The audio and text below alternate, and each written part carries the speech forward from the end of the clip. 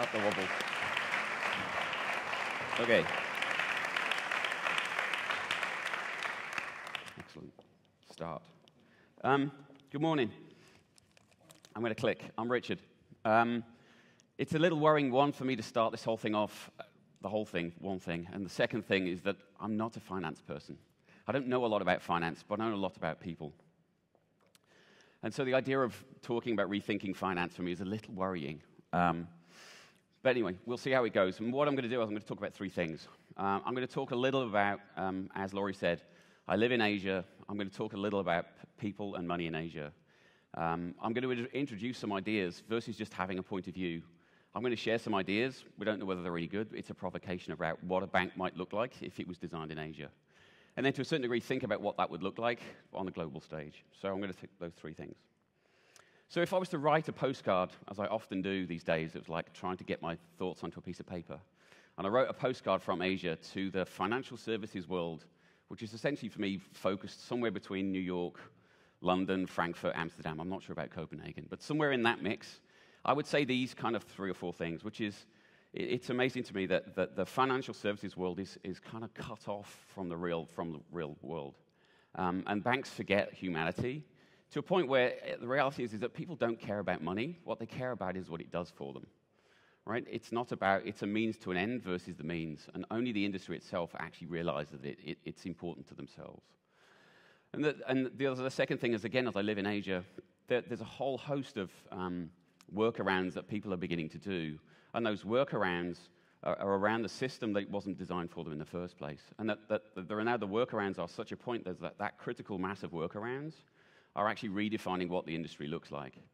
So what's the industry look like? Again, I've said it's somewhat of this European, US-centric model that's kind of spread across the world. And when I go to talk to a bank in China or in Vietnam, it's the same kind of language around ownership and market share and all of the stuff. And it's kind of just spread across the world with this kind of limited model. I think that's limiting, and I think that's going to go away at some point. I know Jen Bendell also thinks the same thing. And then, for me, the reason for the talk more than anything else is that Asia is this amazing learning lab for us to go and explore and be a part of. Be a part of, where technology, it's not just about making things cheaper, but ultimately where values and behaviors are really actually markedly different, and then to use those differences as a way to re-question and have new questions. So the question I posed to myself and to a certain degree to Sophus was, what would the financial services industry look like? One, if it was designed and then delivered in Asia. And then if you did that in an Asian-centered world, which it's going to be in the next 10, 15 years, what is that going to actually make us all feel like? So that's essentially what we're going to talk about.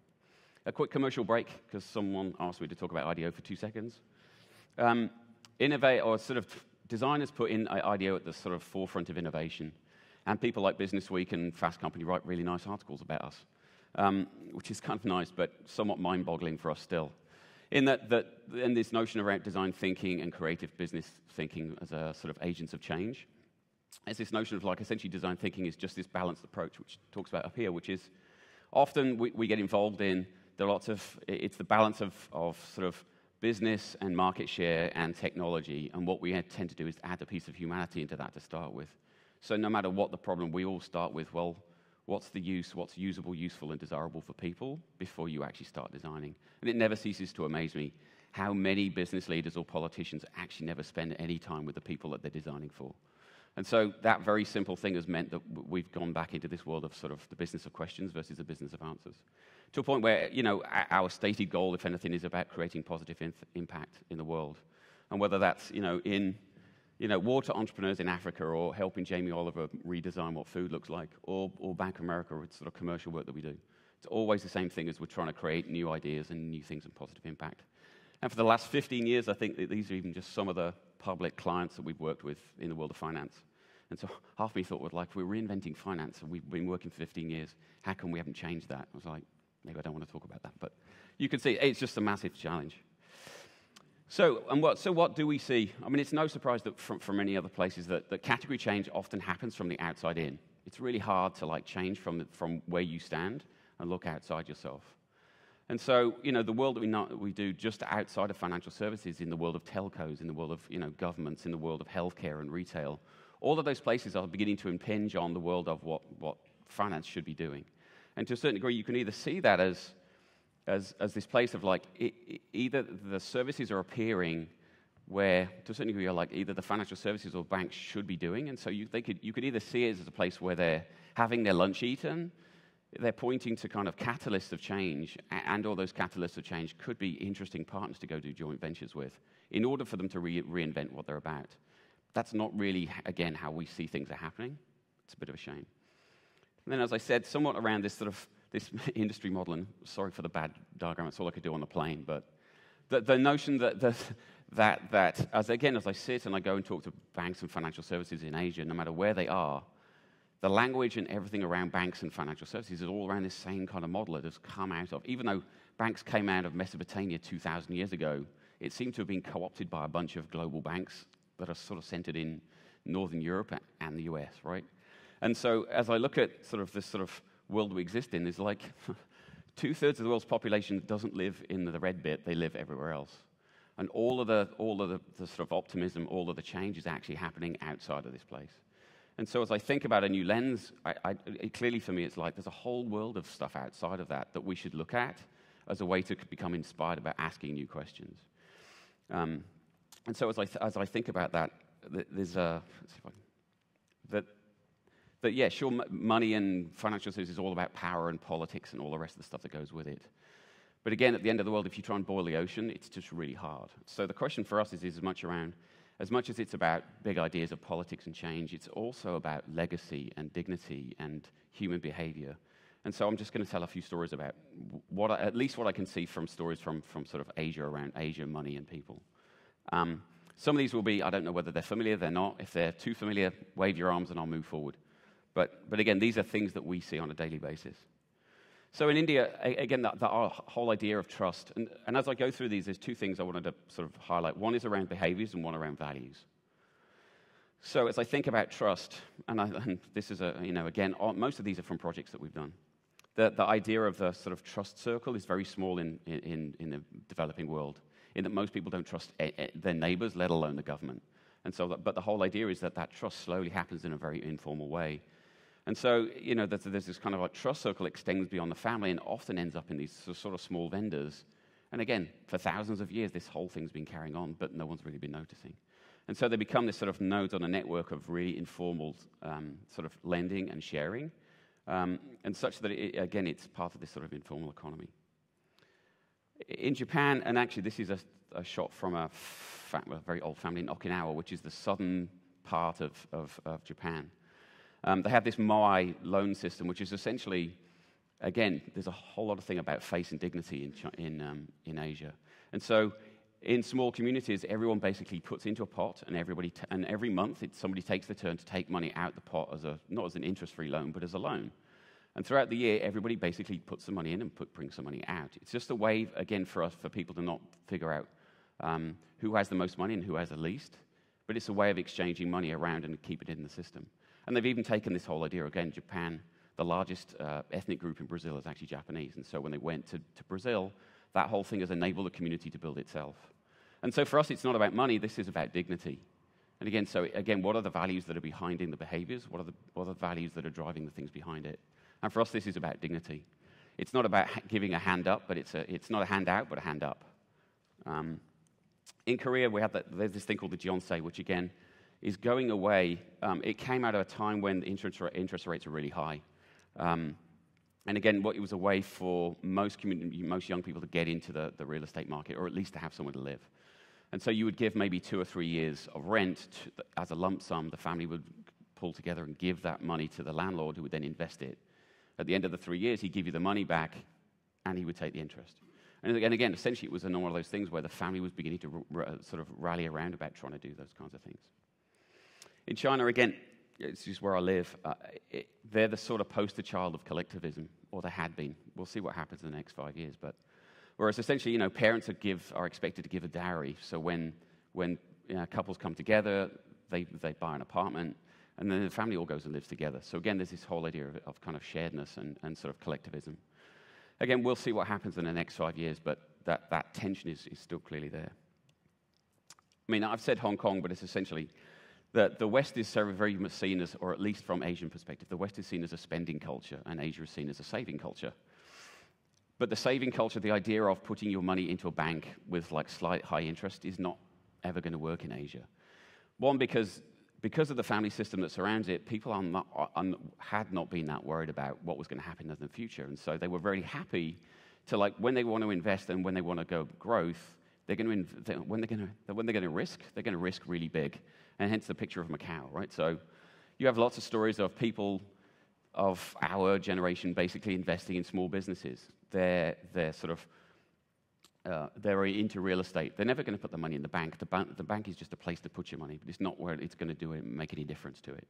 And so you end up this thing of like, if you're going to risk, you risk really big.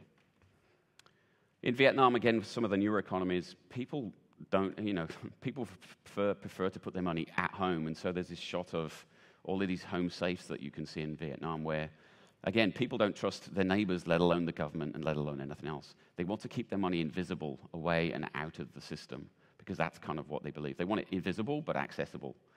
And so this is going to be a phenomenon that carries on. Again, it's still very cash society. And in Singapore, at the opposite sort of end of Vietnam, where families and actually young families give a proportion of their salary back to the family or back to their parents as a way to say thank you. And that's kind of like, okay, that's about keeping money in the system, but ultimately it's about the question for us is more about how do people measure themselves against each other in Asia?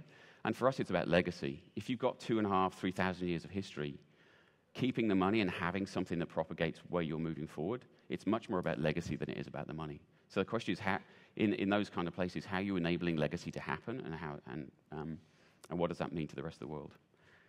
So as I thought about even those short 5 or 6 stories, there are a million different sort of lenses that you can put on about people and their money.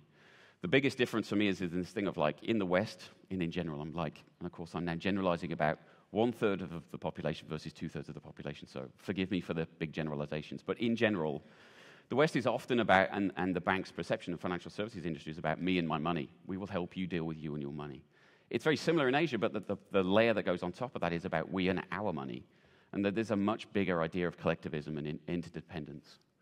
And so we're going to use this as a tool to talk about this kind of idea in the next minute or two, which is how might a bank be designed? If you follow these sort of values and behaviors, what would a bank look like if it was actually redesigned for Asia? It's completely fictitious, but we called it Bank Hot Pot. Now, again, it's strange. So I shared a couple of these ideas a couple of weeks ago in Singapore. And there's lots of food analogies in here. So a hot pot is essentially, it's a big round table, and everybody piles in, as you can see, and it's a big pot of oil that's either really spicy or not so spicy. But the point is, everyone's eating together. And so I thought about this last night. Is it Bank Hot Pot or is it Bank Fondue? I was like, what's the European version of hot pot? I'm like, that's as close as I could get. But anyway, if I called it Bank Hot Pot, it wouldn't be very Asian. But you get the point, I hope. So if I get lost in some of the food analogies, also, just tell me. Because the point, I guess if there was a mission or a purpose around Bank Hot Pot or Bank Fondue, it would be because actually eating together is so much better than eating by yourself. I mean, it's a simple principle, but it's kind of there. So keep that in mind as I go through this.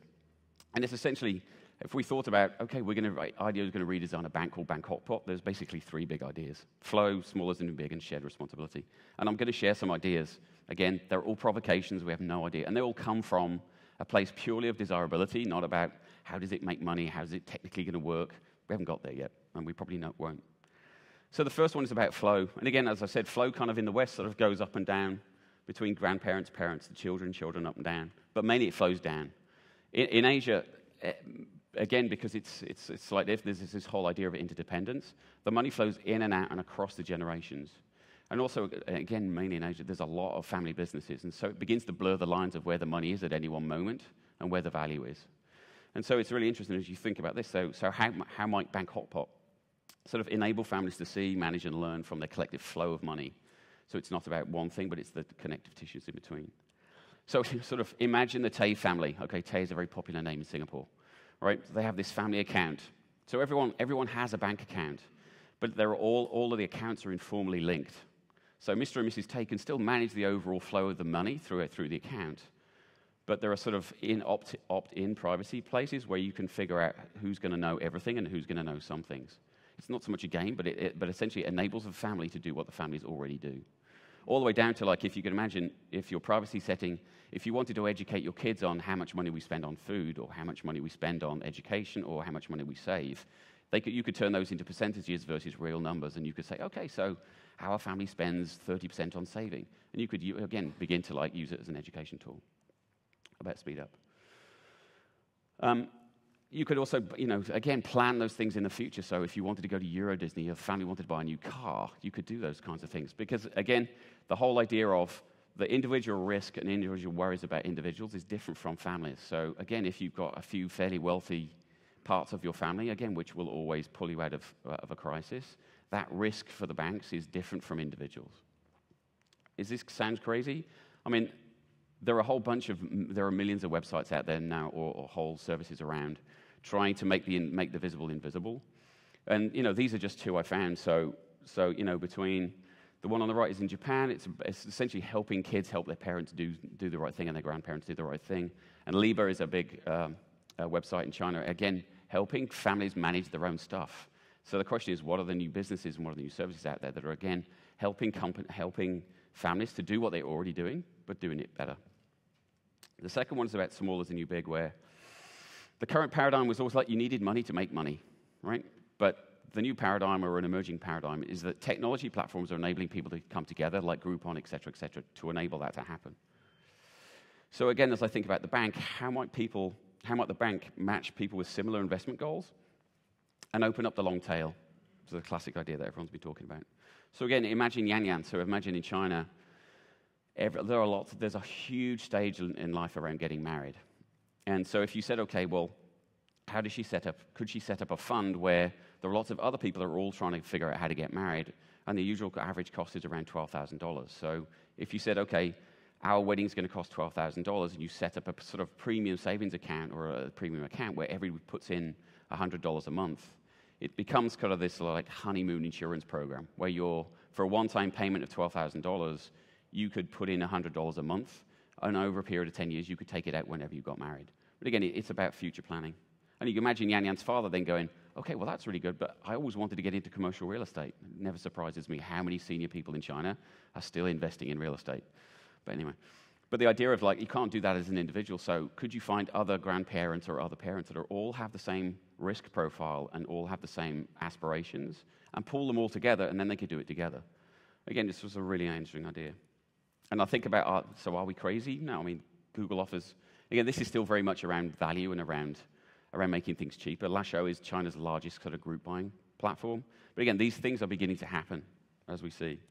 The third one, for me, is as much around sort of the intersection of three places where governments, again, are increasingly having a hard time trying to fund community-based projects, and so everyone's going on the sort of public-private sort of investment. And consumers are sort of demanding sort of transparency and control around what happens about community funding.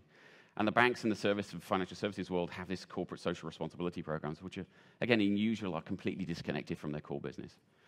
And so the thing that's happening more than anything else is that the piece that's filling that hole is probably philanthropy.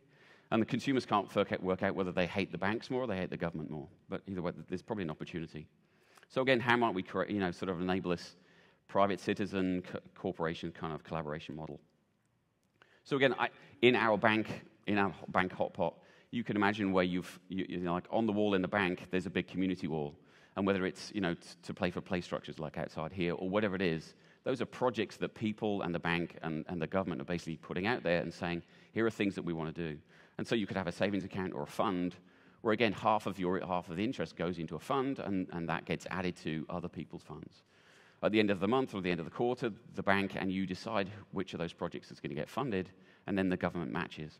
The whole point being there is that everybody gets to have a say and everybody gets to put some money in, whether it's $10,000 or $100, it doesn't matter. So again, you could see how it's sort of open and accessible. Again, is that mad? I think this is a sort of a newer part, and I think this is probably more sort of European in the fact that, this is Jet Li, so he's a kick-ass kung fu film star.